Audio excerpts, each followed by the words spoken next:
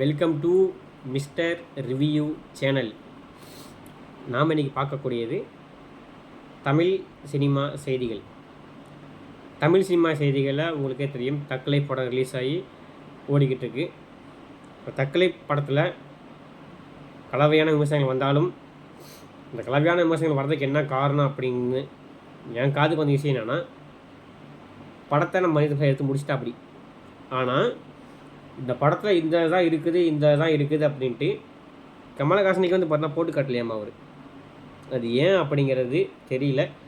எதனால் மணிரத்னம் சார் இப்படி முடிவு பண்ணியிருந்தார் அப்படிங்கிறது தெரியல. ஒருவேளை மணிரத்னம் சார் வந்து பார்த்தா கமலஹாசன் சொல்லியிருந்தாலோ காட்டியிருந்தாலோ இப்படி ஒரு தக் லைஃப் நடந்திருக்க வாய்ப்புகள் ஒரு 50% குறைவு தான். ஏன்னா கமல் சார் இன்றைக்கி இருக்க இளம் இயக்குனரோட பழகிட்டு இருக்கா வச்சுக்கிட்டு இருக்கா அப்படிங்கும்போது கொஞ்சம் தெரிஞ்சிருக்கலாம். சில இடத்துல டிம்பன் சொல்லியிருக்கலாம், ஒரு சில மாதிரி மாற்றி பண்ணிக்கலாம். பட் அதை கொஞ்சம் மாற்றாமல் விட்டுட்டாரோ அப்படின்னு ஒரு சின்ன மன வருத்தமாக இருக்குது. மணி சார் இதை கொஞ்சம் யோசித்து பண்ணியிருக்கலாம். பட் பண்ணால் விட்டா அப்படி என்ன பண்ண போகிறார் அப்படிங்கிறது தெரியல. உங்களுக்கே தெரியும், அடுத்தது வந்து பார்த்துக்கிட்டிங்கன்னா கமலஹாசன் நடிக்கிற KH 274 அந்த படம் அன்பரி மாஸ்டர் படம் இருக்குது பார்த்தீங்களா. அன்பரி மாஸ்டரோட அடுத்த படம் தான் வந்து பார்த்தா கமலஹாசன் நடிக்க போகிறா அப்படி. இந்த படம் ஷார்ட் அண்ட் ஸ்வீட்டாக ரொம்ப குறுகிய கால படமாக இருக்கிறதுனால 3 மாதம் தான் பட்ஜெட். 3 மாதத்துக்குள்ள பார்த்தீங்கன்னா டைம் ஒதுக்கி 3 மாதத்துக்கு எடுக்க போகிற படம் அந்த படம். நீங்கள் கேட்கலாம், அப்போ இந்தியன் 3 என்ன சார் ஆச்சுன்னு கேட்கலாம். சங்கர் சார்கிட்ட பேசியிருக்கா அப்படி, வாங்க சங்கர்ஜி, நம்ம உட்காந்து நேரில் உட்காந்து பேசுவோம், ஒரு முடிவு எடுப்போம் அப்படின்ட்டு பேசியிருக்காங்க. என்னதான் இருந்தாலும் இந்த படத்துக்கு அப்புறம் தான் அந்த படம். ஏன்னா கொடுத்த கமிட்மெண்ட் அப்படி.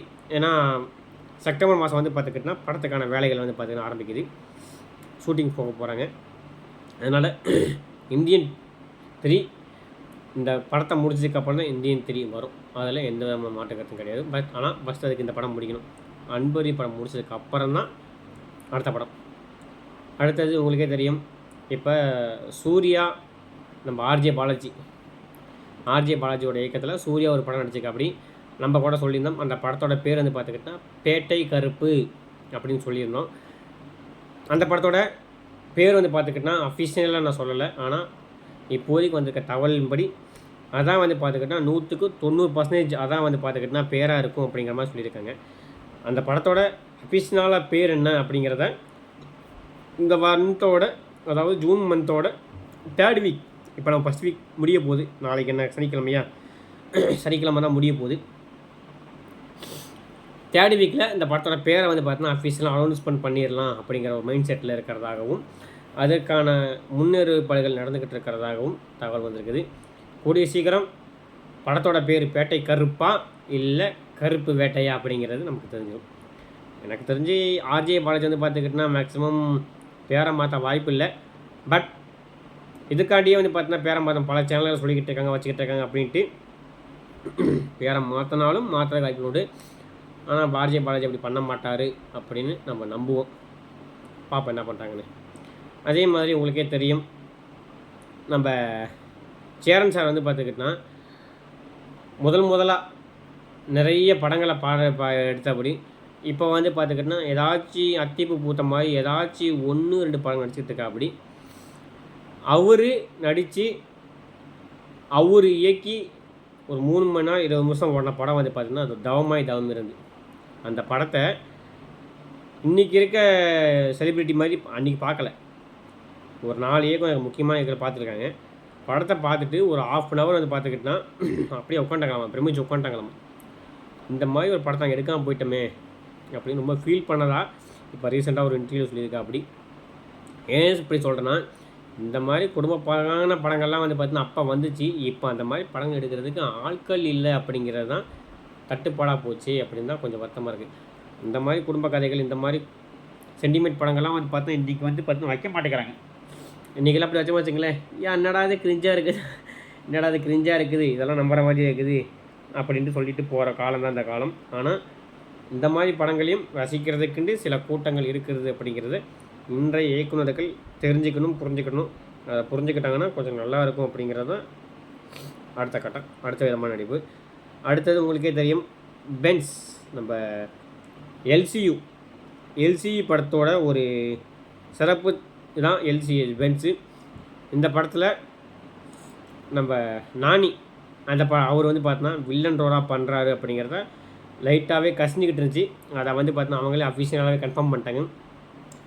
நானி இந்த படத்தில் வந்து பார்த்தோன்னா வில்லன் ரோலில் பண்ணுறாரு அப்படின்ட்டு அவரே சொல்லிட்டாங்க. அஃபிஷியலாக போஸ்ட் விட்டு கன்ஃபார்ம் பண்ணிட்டாங்க. அதே மாதிரி உங்களுக்கே தெரியும், இந்த மாதம் 28ஆம் தேதியா 20ஆம் தேதி வந்து பார்த்துக்கிட்டோன்னா குபேரா படம் வருது. தனுஷோட குபேரா படம் வருது.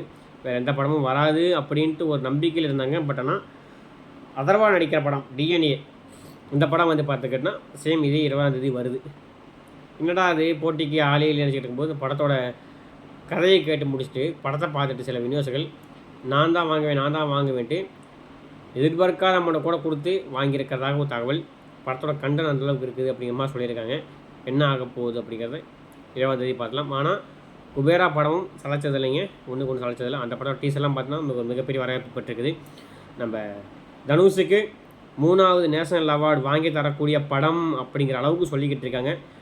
அந்த அளவுக்கு வந்து பார்த்தா வச்சுருக்காரு அப்படின்னு சொல்லிக்கிட்டு இருக்காங்க. என்ன ஆகுங்கிறத ரொம்ப நாள் இன்றைக்கி தேதி 5 ஆகி போச்சு. இன்னும் 15 நாள் உங்களுக்கு தெரிஞ்சிடும். படம் வந்தோடனே கண்டிப்பாக அந்த படத்துக்கான ரிவ்யூ நம்ம சேனலில் கட்டாயம் கொடுப்போம். அந்த படத்துக்குன்னு இல்லை, எல்லா படத்துக்கும், பழைய படமாகட்டும் புதிய படமாகட்டும் எல்லா படத்துக்கும் நம்ம பார்க்கக்கூடிய படத்தை அப்பப்போ நம்ம ரிவ்யூ பண்ணிடுவோம். அதே மாதிரி குபேரா படத்தையும் பார்த்துட்டு ரிவ்யூ கண்டிப்பாக பண்ணுவோம். ஓகேங்களா? அடுத்த நியூஸ் உங்களுக்கே தெரியும், நம்ம சூப்பர் ஸ்டார் ரஜினிகாந்த் சார் வந்து பார்த்துக்கிட்டோன்னா இப்போ வந்து பார்த்துக்கிட்டோன்னா ஜெயிலர் 2 படப்பிடிப்பில் வந்து பார்த்திங்கன்னா மும்முரமாக நடந்துக்கிட்டு இருக்கா, அப்படி இறங்கிக்கிட்டு இருக்கா. அப்படி என்ன தான் மும்முரமாக அவர் நடந்துக்கிட்டு பண்ணிக்கிட்டு இருந்தாலும் ஒரு பக்கம் கூலி படத்தையும் பார்க்கணுமில்ல.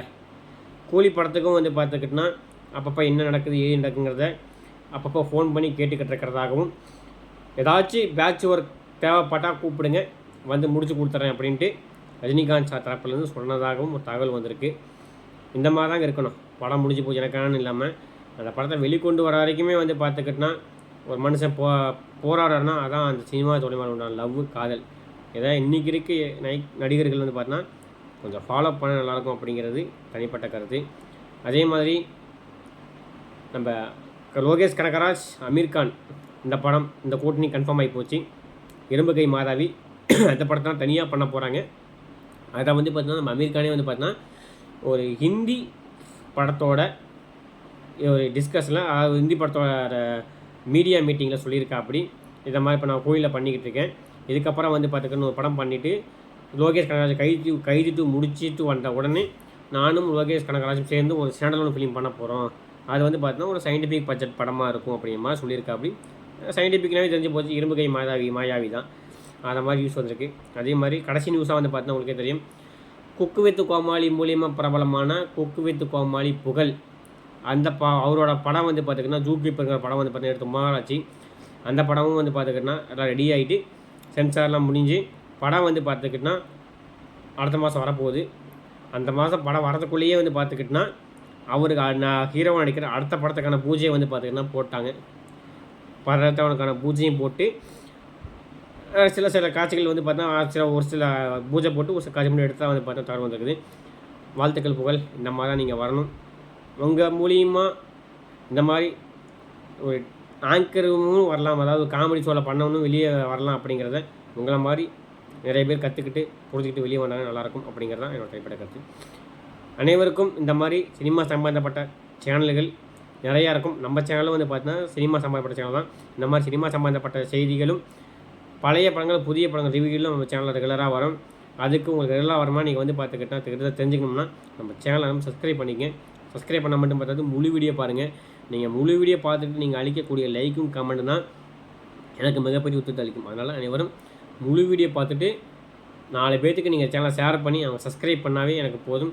அதுவே எங்கள் பெரிய உத்வேகமாக இருக்கும். அதனால் அனைவரும் சேனல் சப்ஸ்கிரைப் பண்ணிவிட்டு முழு வீடியோ பாருங்கள்.